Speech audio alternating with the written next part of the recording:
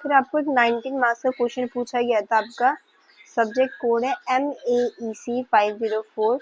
Paper ये दिसंबर 2023 का है। तो उसमें पूछा गया था कि आपको लीनियर प्रोग्रामिंग क्या उसे एक्सप्लेन करना है और उसके ऑब्जेक्टिव्स क्या है। तो जो इसका मीनिंग है मैं पहले ही आपके जो 2024 जून का पेपर है उसमें बता चुकी हूँ, जिसमें मैंने इसके कैरेक्टरिस्टिक्स और एजम्पशन भी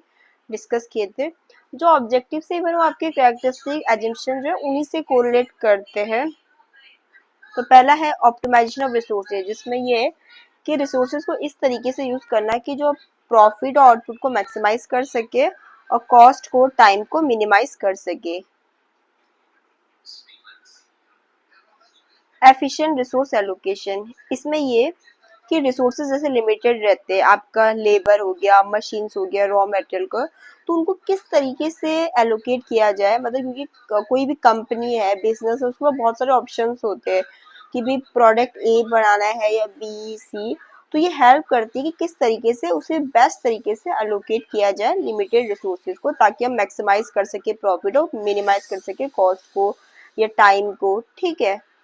third, decision making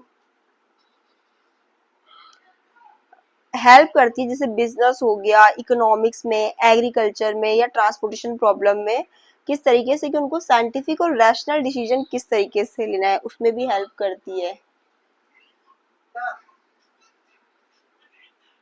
handling multiple constant, हमने इसके मीनिंग में ही पढ़ा था कि लीनियर प्रोग्रामिंग हमें यही तो बताती है कि लिमिटेड रिसोर्सेज में किस तरीके से हमें बेस्ट सॉल्यूशन निकालना है किसी प्रॉब्लम का,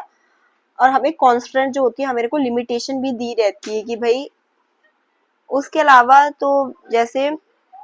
कि प्रॉब्लम को सॉल्व कैसे करना है जो आपकी कॉन्स्टेंट के हैंडल करके, मतलब इसमें बहुत सारी लिमिटेशन भी होती है ना कि हम कोई प्रॉब्लम का सॉल्यूशन निकाल रहे हैं तो किस तरीके की लिमिटेशंस या कॉन्स्टेंट्स आती है कि बजट कम है, आपके पास टाइम कम है, तो ये उन कॉन्स्टेंट या उन लिमिटेशन को हैंडल करके हमें प्रॉब्लम को सॉल्यूशन देता है। फिर ये प्रोडक्टिविटी को इम्प्रूव करता है क्योंकि बेस्ट सॉल्यूशन को निकाल कर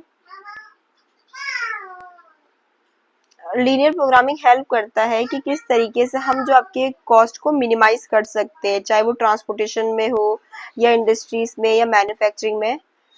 इसके अलावा ये हेल्प करता है प्लानिंग और फोरकास्टिंग में, जैसे कंपनी भी इसे यूज कर सकती है किसके लिए कि किस प्रोडक्ट का कितना मैन्युफैक्चर करना है हमें नेक्स्ट मंथ में या आगे। ठीक है।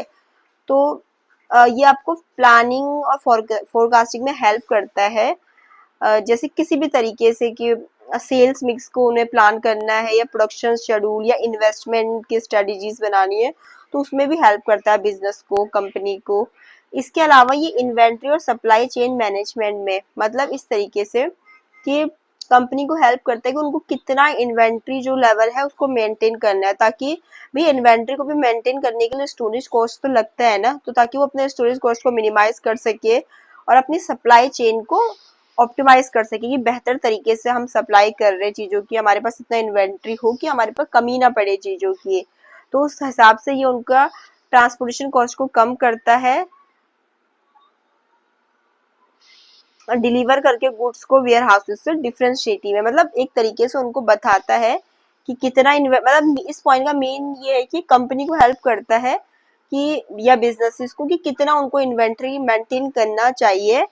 डिमांड को पूरा करने के लिए, या किस हिसाब से मतलब वो सप्लाई कर सकते हैं बिना किसी दिक्कत के,